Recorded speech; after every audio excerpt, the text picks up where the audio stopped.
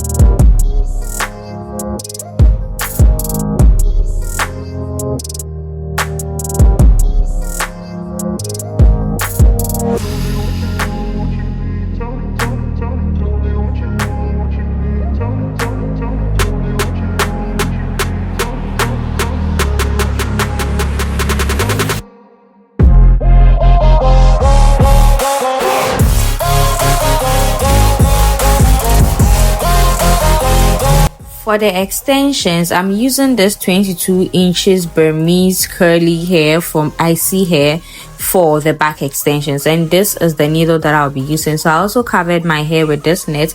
It was actually in the box that the extensions came with, so yeah, I just used that to cover my hair. Then I immediately started with my sewing.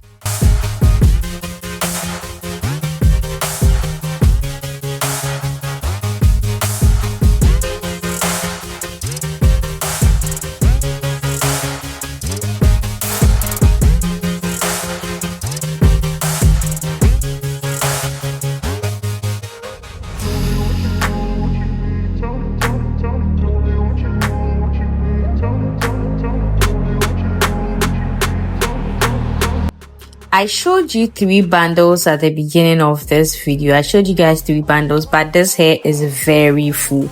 It is so full that I didn't have to use all 3 bundles. I only used 2 bundles. Yes, I used 2 bundles, but you're going to see how full this hair actually looked when I was done. It was so full. It was very full. I already wanted a fuller look, so I was very happy with how it turned out. So I'm just sewing each track and securing it at the back of my hair. So once I get to the end, I didn't do what's it called, they have a name for it, I don't remember what it's called, but I didn't do that. After sewing, when I get to the end, I just cut the excess weft as I go. So I just cut it off as I go. I don't bend it over and then continue sewing. No, I just cut off the excess weft and then start a new one as I go. So that's basically what I did. Please watch the way I'm sewing carefully so that you don't pinch yourself with a needle.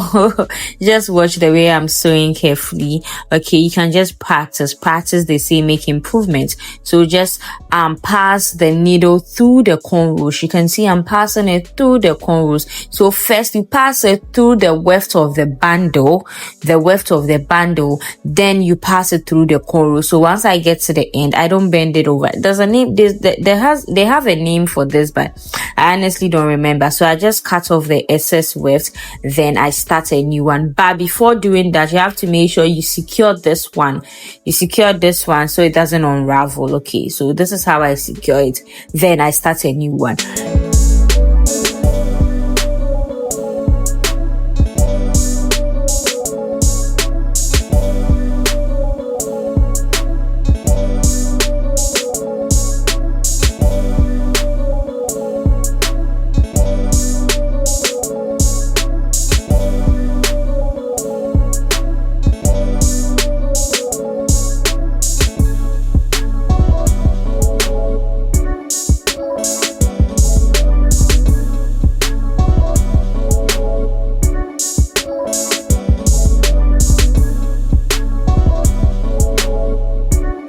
I honestly don't know what's wrong with my Sharpie pencil, but I don't know. I've never tried it on my head before. I always use it on nets for sewing wigs. So I don't know. Maybe it doesn't work well on the human head. But yeah, I just use that to measure the font, just to know what I'm doing. Okay, just to know what I'm doing. You can eyeball it if you want, but I wanted to use that to mark, to know where I'm sewing. Okay, so I just work my way to the front. Please watch carefully what I'm doing here.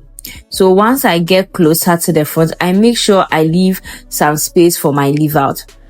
That's what you see over there, so it can blend properly with the sewing. So I already left the part of my natural hair out for the leave out. So you have to do that first before you braid down the cornrows and you start sewing. You can't say you want to do the cornrows at the back, then once you work your way to the front before you leave part of your hair out. No, it doesn't work like that. You leave your hair out first. That's the first thing you have to do before you braid down the cornrows.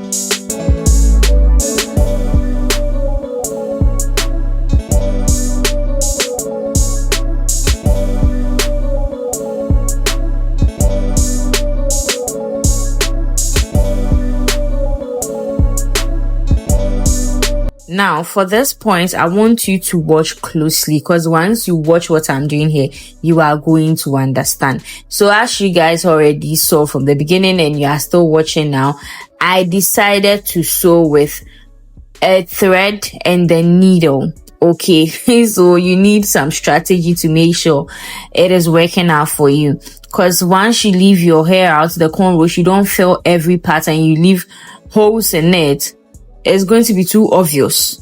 Okay, because you already left just a little bit of your natural hair out, you didn't leave a lot of your hair out. So once you flip your hair over, you might end up seeing the cornrows or even the track of the bundles, which we do not want. So we are sealing every cornrow that we are seeing, except for the one for the leave out. We are sealing it, and this is how I am sealing it. So just watch closely, and then you can also practice. Okay, it's quite self-explanatory, so you just watch and then you practice.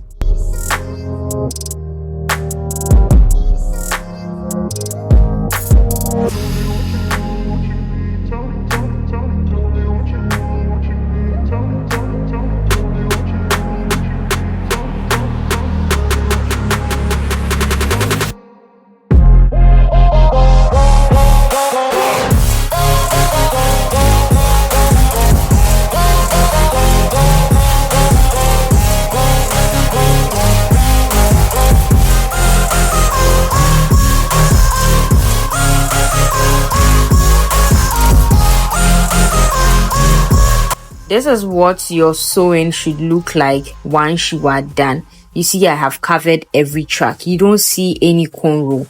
I have covered every track. So that's what you do. Now it's time to work on our leave out.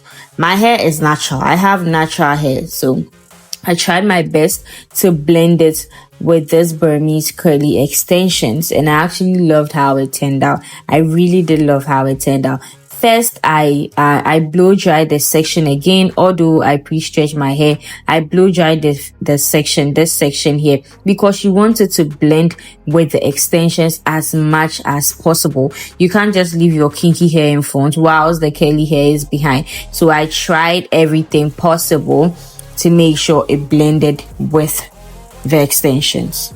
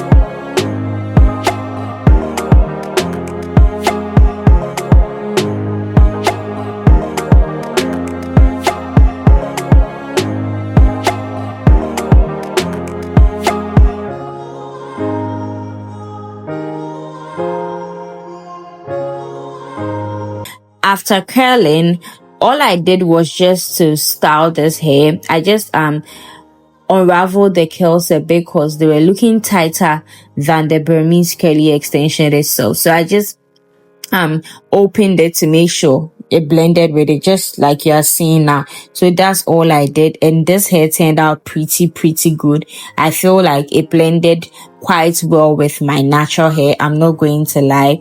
I did an amazing job with this hair. If you've been able to watch up to this point, please do not hesitate to subscribe to my YouTube channel if you are new here, and also turn on the post notifications bell so that you'll be notified each time I upload a new video. Thank you guys so much, and I'll see you in my next video. Bye for now. Peace.